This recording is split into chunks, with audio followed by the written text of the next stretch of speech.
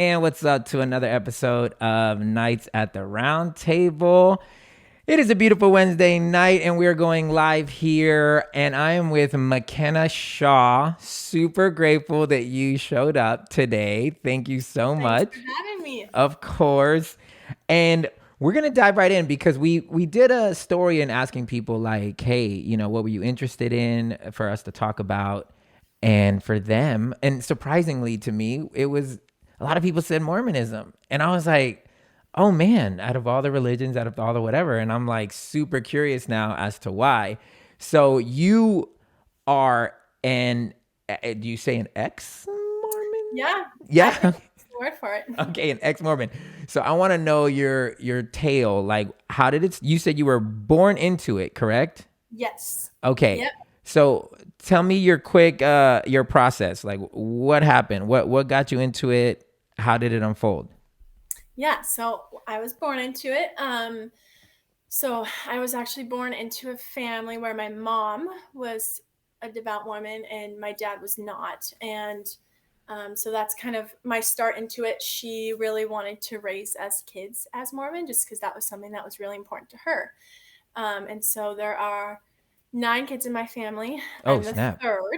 Um, and yeah, so I was born into it. So I kind of did all the typical Mormon kid things, like Wait, what are the typical Mormon I things? will tell you. Okay. Um, 3-hour services on Sundays. There's Oh, the sacrament, is what they call it, sacrament meeting. okay.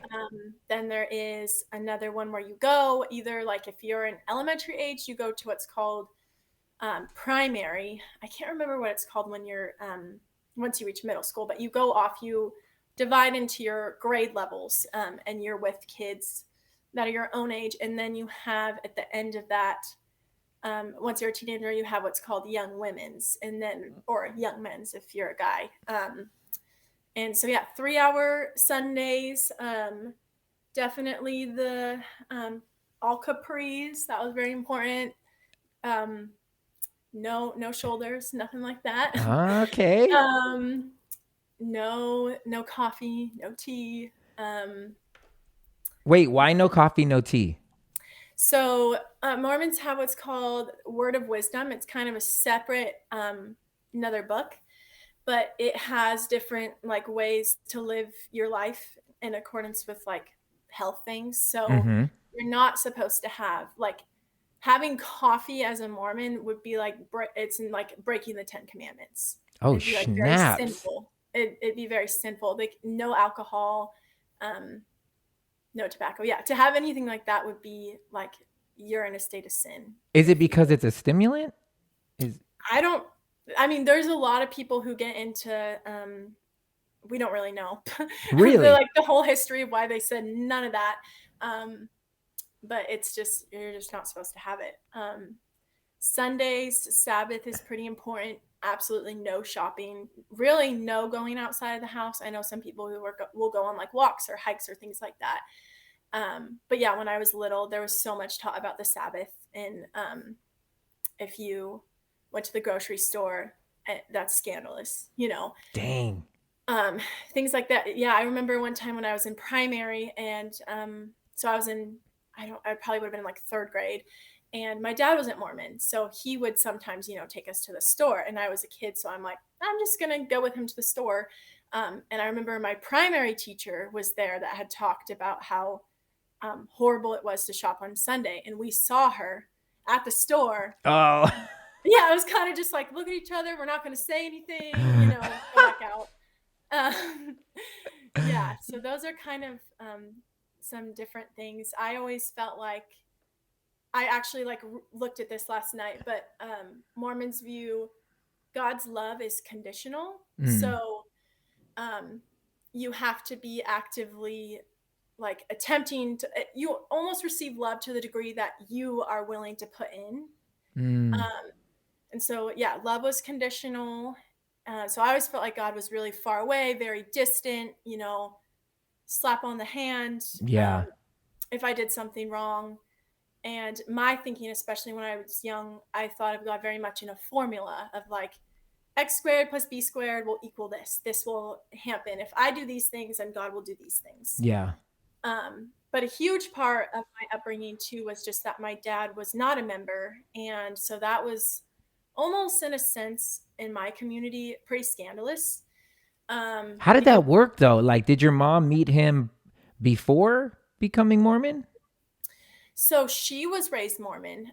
She just really met him, fell in love with him, and she just knew that he was the one for her. Oh wow. But it's a huge deal for Mormons to be both, or Mormon couples to be married in the temple, and because that is how. So Mormons also have what's three different kingdoms of heaven, and so you have to be married in the temple to reach the highest kingdom, and then you can also bring your kids with you if they also, do all the other right things to reach that kingdom. Oh wow. And so yeah, for me as a kid, it was always like people would tell me like, "Wow, your dad is such a good man. I know one day he will become a member." Um, there was just always so much emphasis on him, and even like by the time I reached middle school, there was a boy that I had a crush on, and he texted me and was like, "I heard your dad's not a member. Is that true?" Um, and I remember just saying, "Yeah." Like, why? Why are you asking? And then after that, like we really kind of stopped talking. So it was a really big deal. Like in my community, I felt like people looked at us a little bit differently. My mom was always like very like people would think she was so strong for bringing just like for bringing us alone. Yeah. So lots of comments about that. So your mom never ever thought like, I'm gonna get, like, she never got enough pressure to where she was like, I'm out, or I'm gonna divorce him, or I'm gonna leave him. She was just kind of like, because it feels like a very much a double life. Like, how do you seriously commit to this ideology but still be with this person that's completely conflicting the ideology? Yeah. Did she ever have a chance or time where she was like, I'm out, or this is it, or God doesn't love me? Eventually, yes. And yeah, so Oh no, right now I lost her. So while she tries to get back on, uh, I'm gonna. Oh, there she goes. I don't know what happened. All good. You're back. Yeah, so eventually that did happen with my mom. That was a little bit later. I was going to say another big thing that really impacted me, especially when I was really little, was when I was 7. My little brother passed away in his sleep um, Oh no, I am from so sorry. SIDS. From And what? from SIDS, he passed away. He Oh, was 7 months. And so that was a really big deal, a big event in my childhood that made me like I dealt a lot with fear, a lot of anxiety, um, so much pressure on my chest. Like every night I would go to bed, and I would always just I remember even like that became a way that I would really cope with that loss, was looking at Mormonism through a lens of, if I do these things right, then I will get to see him again. Because it was so much put pressure on us that was like we would be told, families are forever, but families are only forever if your family looks this certain way and your parents are sealed in the temple. So that became a big, um, just a big source of anxiety for me, because I didn't know how we were all going to make it together, kind of thing. Um, jeez. So did your? I guess I can ask this. Did your parents stay together, or are they? yes, Okay, so is your mom still a practicing Mormon? she's not, Oh but that snap! was, So she yeah. had a revelation too. And Who the came only first? You or time her? it was her first. Okay. But that was the only time I remember as a child we took a break from church for a little bit after he passed away. Oh man. That's intense. I am so sorry. That's crazy. So that act was the one thing that kind of shook her to the point where she was like, I need to reevaluate things. Did the Yeah, church and I handle it well? no. What I did they mean, from say? from my point of view, they didn't. I felt like the church was in some ways pretty cold. Like I remember my little sister, when she was 5, in primary class, and there was a little boy named Cooper in her class, and that was my brother's name, or that's my brother's name. And she cried about it, and her primary teacher literally told her, well, you better get over it, there's other people named Cooper out there. Oh, wow. So I feel like it was a cold response, and as I've spent a lot of time thinking, I think a lot of that comes from just, if you look at God, and I'm not saying every Mormon does this, but I think it's pretty common. If you look at God through a formula, like I do this and then it equals this, it can come up where people really almost think that you did something wrong to have something happen. Yeah, yeah.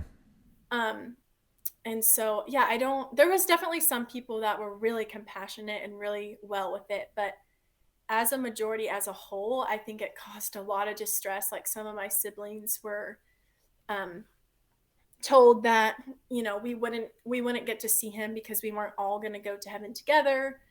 Um, so there was just a lot of anxiety Man, from there's that. so many things that even just to, like, I guess I wonder because when I was studying this, like, I don't know if people know this, but when I was starting to study religion, I didn't like just jump into Christianity. It's not like my family was Christian and they taught me or whatever. It was more so, let me study everything what's out there and see what's up. And so when I landed on Mormonism, it was and I don't like I don't want to like talk crap. I'm not like a Christian talking crap about Mormonism, but like things that were hard to believe or at least trust it. And I laugh because I feel like people who don't know Christians or don't know Christianity think the same thing. Like, you want us to believe in a God who came down, Yeah. lived among you for 33 years, Mm-hmm. died, went back to heaven, and he's coming back Mm-hmm. at some point. Like, I would be like, yeah, that's a weird story. But the origin story of Mormonism, Joseph Smith being led by God to these golden Mm-hmm. plates. Those plates are how he wrote the Book of Mormon. But actually, And he was only he could translate them. he was the only one. No one else was allowed to do it. And he spent most of his time looking at seer stones inside of a hat, and Yes. also, you know, translating it, getting permission from the angel and God to translate it, which happened to be into English.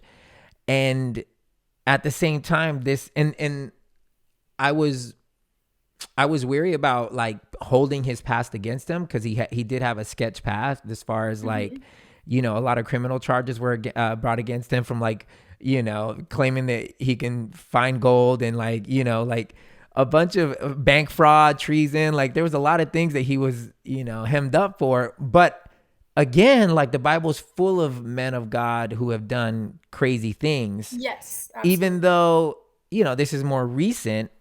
There were things that I would think about, like, okay, these plates are this. And I remember reading about how heavy they would have been.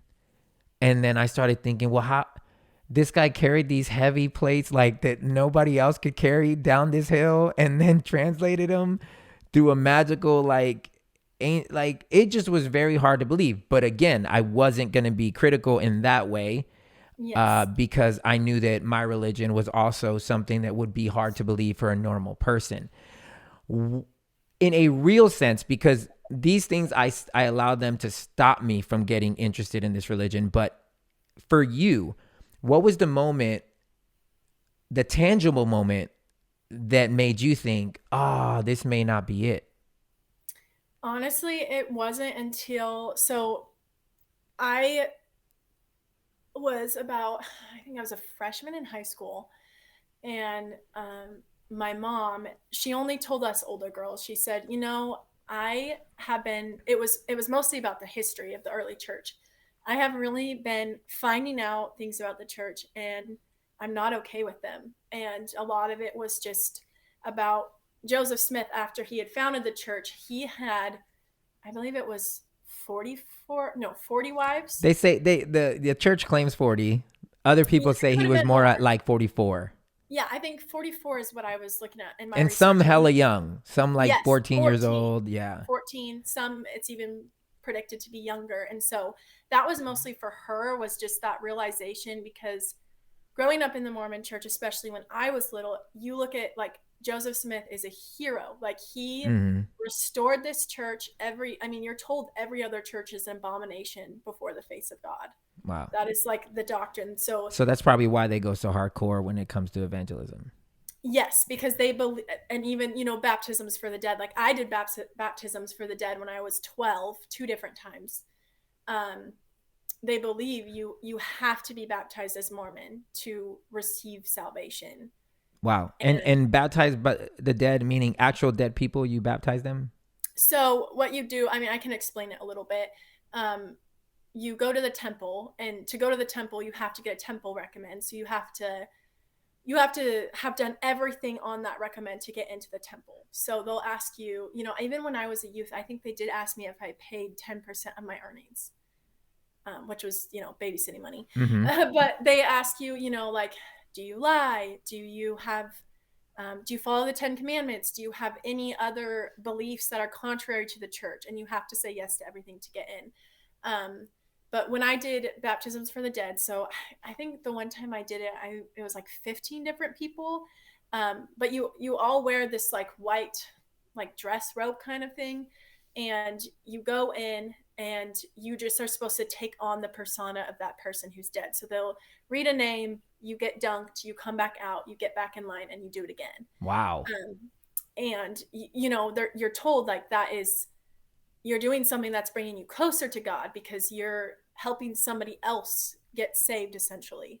Um, Ah, okay. So the baptism was able to happen post, even if you didn't get, which I guess is kind of, it's weird, but at the same time, thanks for the grace, Joseph Smith. That's a grace for the dead. yes, Brianna wants to know, what did they teach you and how young about marriage and dating? yeah, so pretty young. When I was 10 was the first time. So I believe I was in fifth grade that they really talked to us about the importance of temple marriage and having a husband who is temple worthy, and just how important that is before God to have that. And when I was 12, I remember I still have it.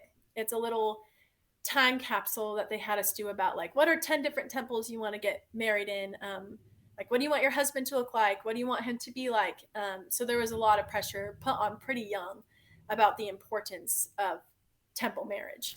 Did they now, because, and I don't want to, I'm not casting a wide net or being accusatory, but in studying the religion, a lot was mentioned about grooming people young and older. I guess you would call them, I don't know, saints or elders, grooming people young. Was polygamy, because it was back then, like we talked about Mm-hmm. Joseph Smith, in your church, was polygamy a thing or was it not? So polygamy is not allowed in the mainstream Mormon church. And the reason they'll say why, and I remember I didn't really hear about why until I got into high school and was taking seminary. But they say like we follow the law. And so Mm. um, that was kind of the reasoning for why they stepped away from it, is because they say we uphold the law. So I think that's part of the big reason why they stopped practicing it, just because it's against the law. And there's so much history of the Mormon church, like almost being at war with the Well, government. it was literally why Joseph Smith ended up getting killed. From what I remember, he was, uh, there was a local newspaper that started accusing him of like not following the things that he was saying and that the polygamy was wrong. And he ended up turning himself in to the cops. And it was when he was in jail that there was a mob that mobbed the jail and killed him and his brother. Like that's what I read in the historical. I don't know. I don't know how true that is, but I could see. Uh, I can see why they would be so against polygamy right now.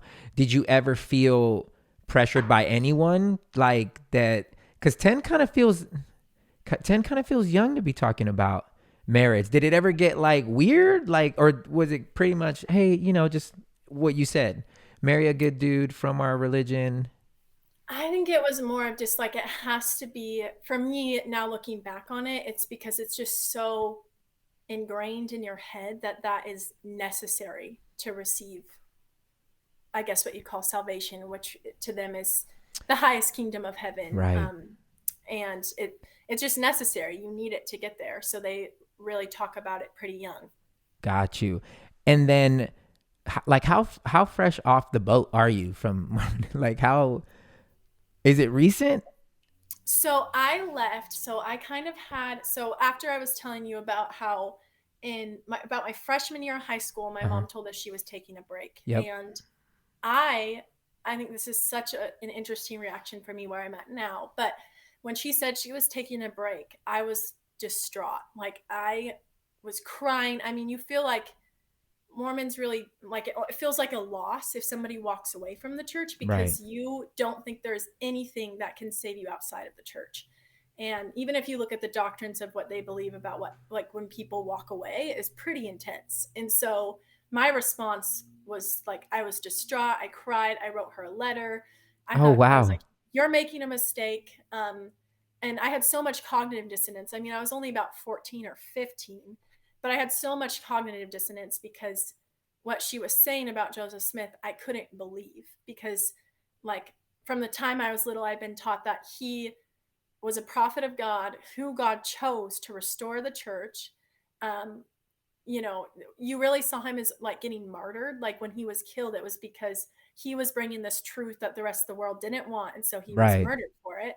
But I couldn't understand like that couldn't have been like noble reasons essentially. And so I kind of, after that point, spent 1 foot in, kind of 1 foot out of the church. Like I would still sometimes, especially once I got my license in high school, would still go, especially to Young Women's. So it took a really long time for me to kind of leave. And that wasn't until I was um, about to start my senior year of high school that I just stopped going to church, to the Mormon church. And at that point, I knew there was a God, but I didn't know who God was. Right. And how old are you now? 23. 23. So, what did you end up doing for college? Did you go to college? Did you? I did. Yeah. Okay. So I graduated in this past May. Oh, snap. So, what did you end up going for? Because obviously, I guess that was a big decision too. Because what would you have gone to if you were still in Mormonism? Like they have their own. I mean, if I would have had gone through all of high school, a really devout Mormon, I probably would eventually had gone on a mission because that's also really highly Yeah. applauded. Right. And I mean, for guys, it's really is kind of a requirement. Like, it would be super shameful if a guy didn't go. For a girl, it'd be more like you're seen with a little bit more praise, but not necessarily required for a girl. But my life heading into my senior year took a complete, like, absolutely just turn. Really. Yeah. What happened? Don't leave me on the edge of my seat. Yeah. So, right as, so, like I was saying, I was still kind of 1 foot in the church, 1 foot kind of out of the church. Um, so I was still going to Young Women's on Sundays. I was still going to girls' camp, which was probably my favorite part of being Mormon. Super fun. You just go to camp with a bunch of teen girls. Yeah. Um, and so that summer, I was 17, right before I'd started my senior year. I came back from Young Women's Camp, and my mom had told me, um, "Your dad is in the hospital, or he's been in the hospital. We don't know what's wrong with him, but he had high enough blood pressure to be stroke level." And so I feel like God really used. I feel like I really got pulled out with the trauma of that year of what happened with my dad's health. Because the last Mormon event I went to, I got pulled out early. It was right before I started my senior year, and it was kind of um, a little youth retreat. There was girls and guys there, and my mom came and picked me up early because something with my dad. And so I feel like God was really just kind of slowly pulling me out. Yeah. And so it was like that entire summer, I was told multiple times, like by the doctor, you should prepare for your dad to die. Oh man. And they didn't know what was going on with him. Um, but we were told he's going to die. And it's a very long story, but he had type 1 diabetes and it went undiagnosed. Oh And wow. so it was just like that year, I feel like I stopped going to church because it was like I felt like my world kind of crumbled in a way. Like I was heading into my senior year. I felt like I couldn't leave for school because I was too afraid to leave with my dad. And everything just kind of crumbled for me. I didn't know who God was. I just so much of like my dad losing so much weight. Like I think he lost 20 pounds in a month, something like that. So I was Wow. slowly watching him starve. And one of the mornings, my sister came and shook me out of my sleep to help me move him because he had passed out and we were waiting for the ER. And it was in that process of helping move him that I remembered memories of waking up to my mom screaming with my brother when he had died. So I was there. And so I was just dealing with so much like Yeah. post traumatic stuff. And it was impacting my sleep. And I was just having crippling anxiety and panic attacks. And I felt like I still had to be perfect because the Mormon church teaches that you can be perfect. You know, that verse where it talks about, like, be perfect as your Father in Yeah. heaven is Yeah. perfect. And so I was like trying to be perfect at school. I was running, I was getting stuff for scholarships, and I was just doing everything I could, but everything was failing me. Like I was like, I don't know how to do all of this. And I was just so broken down throughout that year. And it felt like I was looking at him through a glassy window and I just couldn't see him. Yeah. Like, um, Georgette was asking if you left with your whole family. It sounds like you already talked about your mom and your dad, but what about all your siblings? Were they on the same wave as you were? Did they easily exit, or were they kind of like hanging on as well? they all my family has walked away. So none of them are still in the church. Um, and I think a lot of it just had to do with how much pain there was involved of things we were told after my brother died, and just how much anxiety there was of feeling like we're never going to make it. So I feel Yeah. like it was pretty easy for everyone to kind of transition out. It's so interesting because I'm listening to you talk and I'm like, I've had all these thoughts.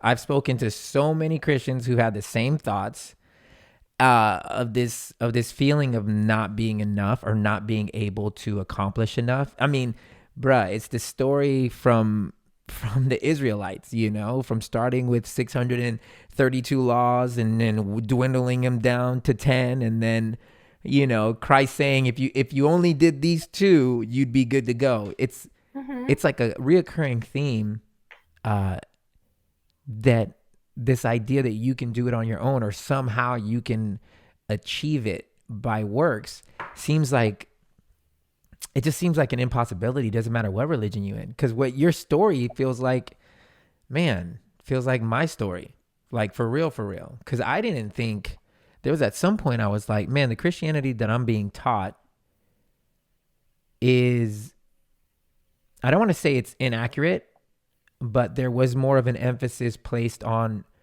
what you did and that being the reason why or why not God would love you.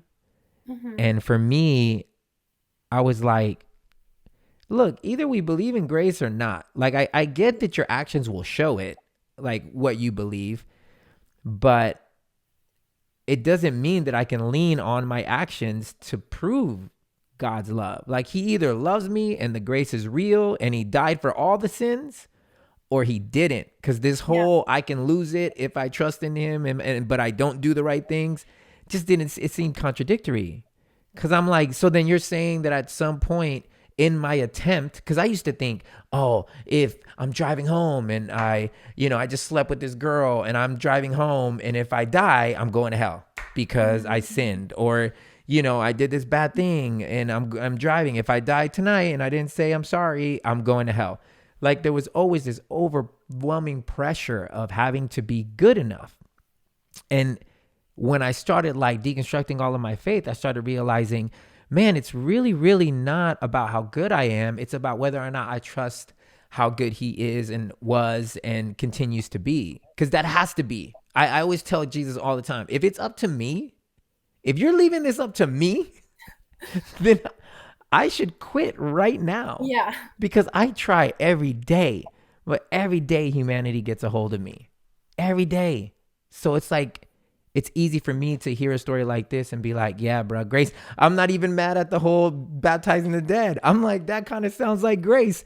I get that it's probably not, I don't know where that's in the Bible or anything, but I think the idea, I'm more like, yeah, I would like for people to get another chance, even if they're dead. Like, cause I just think about me and I think I would want all the opportunity to receive God in heaven. You know what I'm saying? Um, Yes.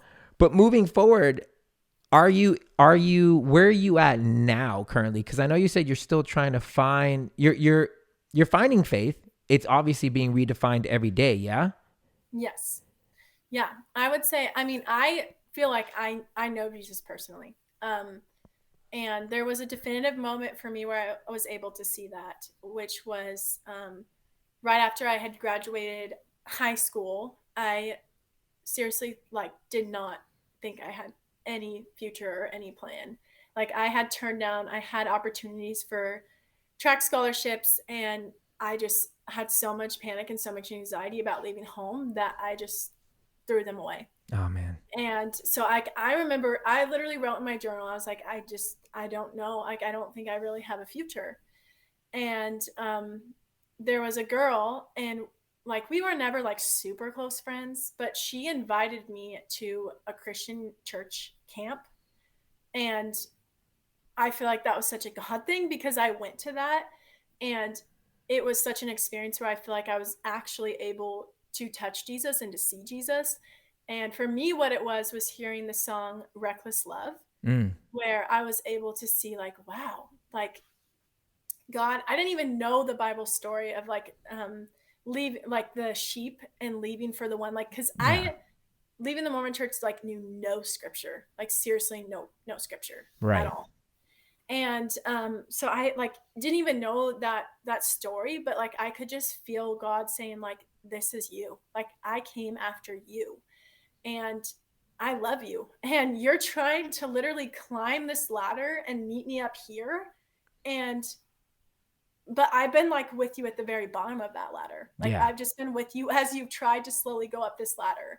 And I feel like literally the veil like literally tore for me, where I was able to see like God loves me in my most broken place, and I'm trying so hard to just climb this ladder to see him, but he climbed down for me. Yeah. And I was just like, and I was a mess, like I was in tears. And I just feel like that was where I really saw the glass like crumble, come Yeah. down. Where Yeah. like I could feel Jesus just touching me personally.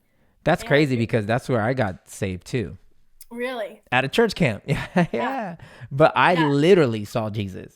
Like I was fresh off of being a thug and I'm at a church camp and the spirit of God falls into place. Like everybody was face down. Like nobody in the foyer, no band, there was no band continuing to play, like nothing. Everyone was face down, just bawling. yeah, And I was too. Now, mind you, I'm not saved at this point. So in my mind, I'm like, what the fuck is this? Like, I'm just like, this is fucking crazy. Like, I'm just cussing all over the place. But my mouth kept saying, I'm not worthy. I'm not worthy. I'm dirty. I'm dirty. I'm not worthy. I'm not worthy. That's what I'm saying. So I'm just having two different dialogues happening at the same time. And then out of nowhere, I see the feet. Now, I didn't see the face, but I saw the feet of Jesus. Like I knew it was Jesus, even though I haven't even accepted him yet. It was wow, crazy. I wasn't saved, so I didn't know to um, fabricate the story. Nothing in me thought, oh, me seeing this vision is going to make me cool in Christian circles. I was literally like, holy shit, I'm seeing a guy walking through this. And all I can say is, I'm not worthy. I'm dirty. I'm dirty. wow, It wasn't until after that that I was like, oh my gosh, like it was him. And never been the same since. That was my moment. Just like, and it's funny that it's camp. I'll yeah, never make fun of church camp ever, even though it's so, even though it can get weird. I will never make fun of church camp. yeah.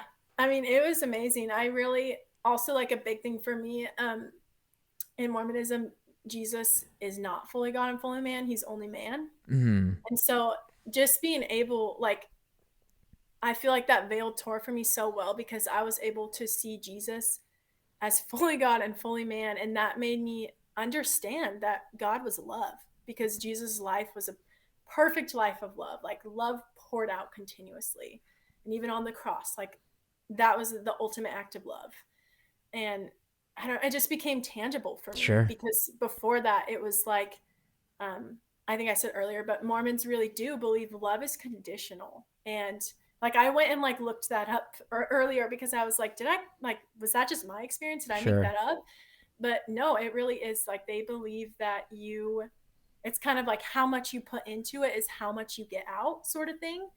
Or even the concept of whenever you sin, like they believe God literally withdraws his presence from you. Oh, wow. And so, yeah, those are two things I've struggled with so much, even after becoming a Christian, of knowing like God doesn't leave me, even when I mess up. Like, he's not just like, okay, you messed up, I'm out, you're unclean, I can't be near you. You know what I Like, realized, which may help you moving forward? Whenever Christianity starts getting harder, I know I'm doing it wrong. And mm-hmm, I know that's going to like piss off a lot of fundamentalists, but when it starts feeling harder, that's when I know I am 100% in the wrong, because it means I'm trying to do it all on my strength. Like I'm trying to be good enough. Recently in my journey, I've realized, man, is it really this good? Can I really just walk around, accept God's love for me, and that be enough?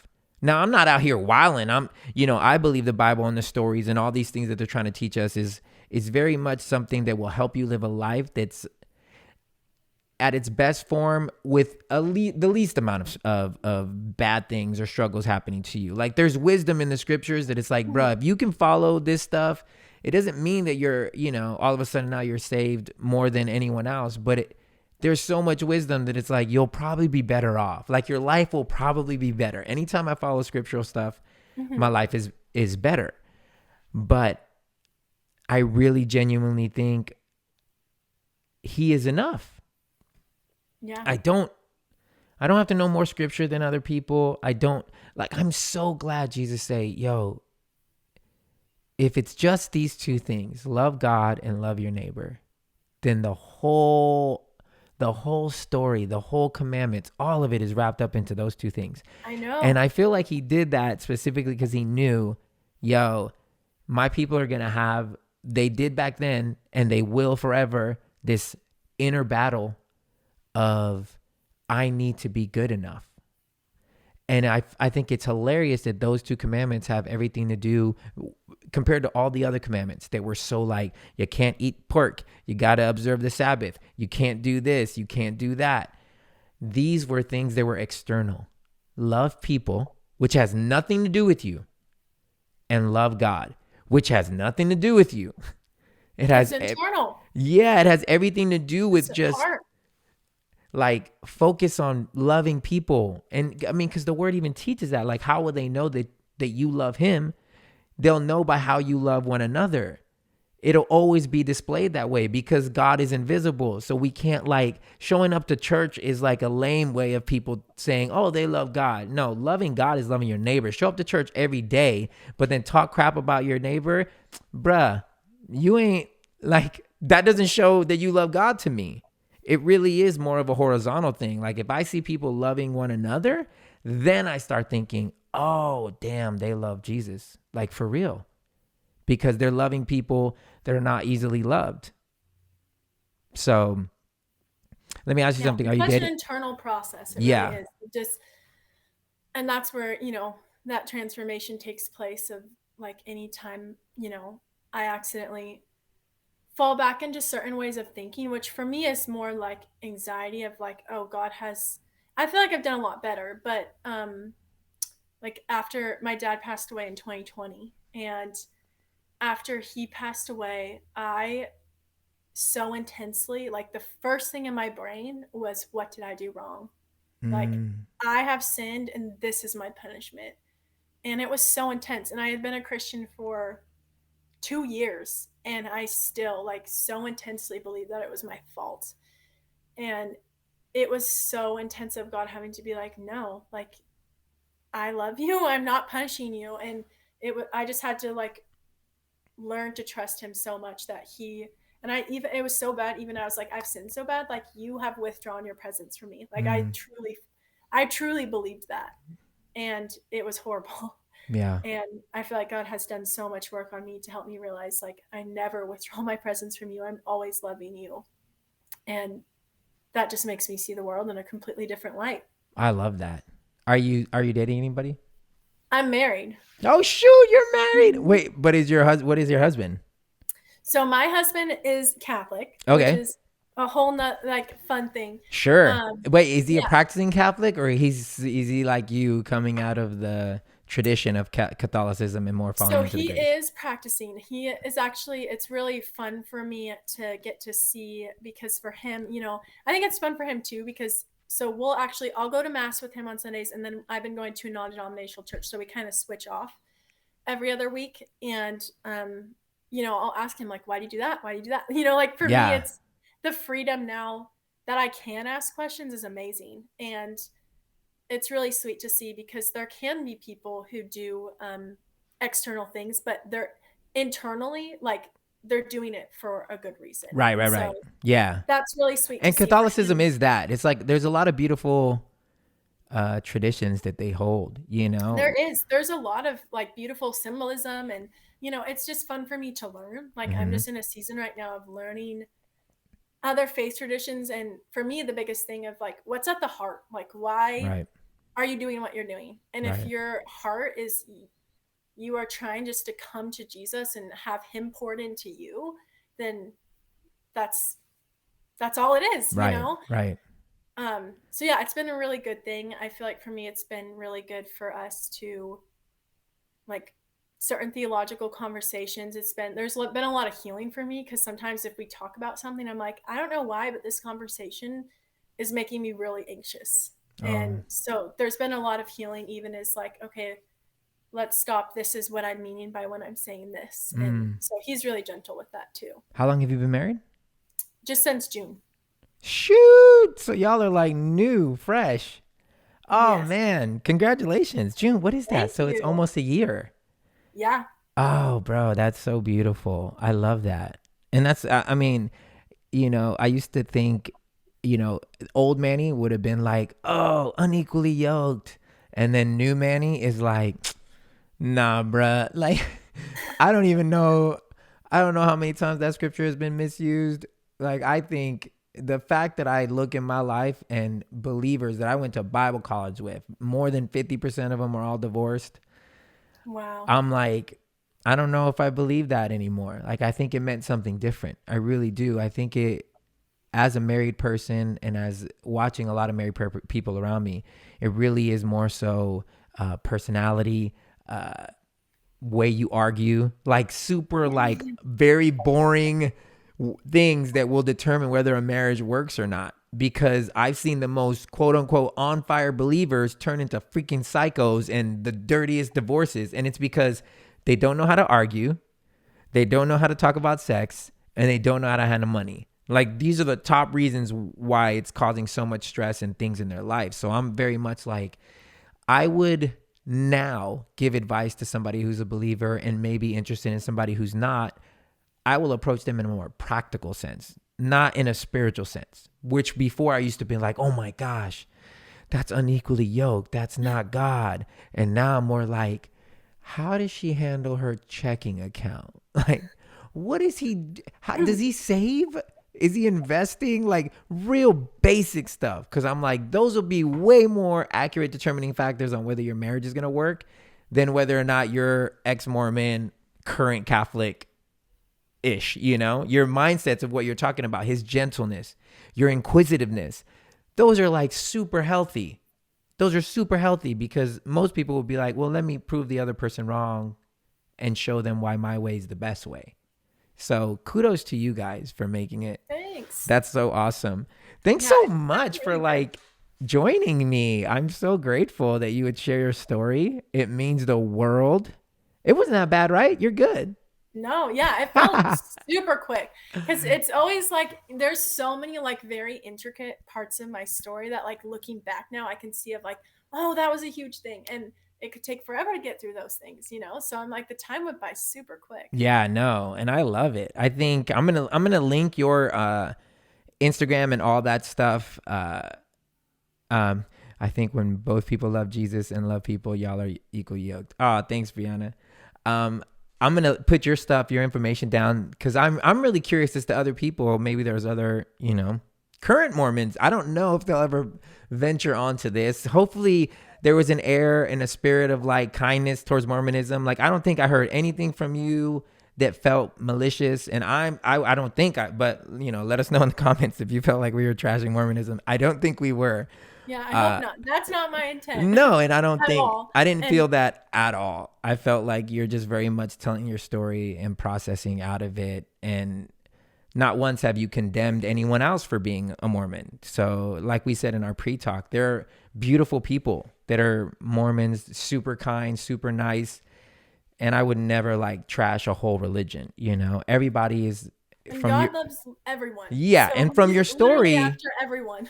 from your story, Christian, Mormon, same exact thoughts, same exact feelings towards God and Jesus. So it's very much, I think, if we allow this to really resonate, it would be that we're all really going through the same things and trying to find the same exact love from a God that's already offered it, but most of us are trying to earn it.